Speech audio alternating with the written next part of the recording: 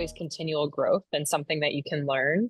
And I just am always eager to learn. And every time you go on a dive, it's a completely different experience. I've had incredible experiences with all kinds of marine life that keeps me coming. And I've never been, I probably have like a more irrational um, relationship with fear. I'm a bit of an adrenaline junkie.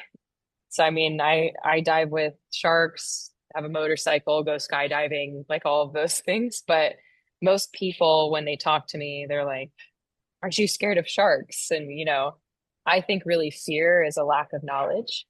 And I'm always eager to learn and be in the presence of different marine animals because there's just so much they can teach us. So it's been really incredibly rewarding to get to go on some of these dives in regions of the world that are even very remote and have just beautiful experiences with marine life. And it's very profound. Like every time you go, even for me, to our reef sites, I get to know who lives there. We're creating underwater fish housing.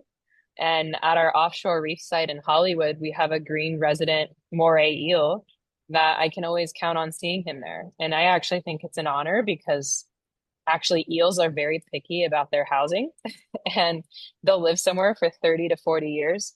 So the fact that he actually picked our reef as a home was really really heartwarming to see.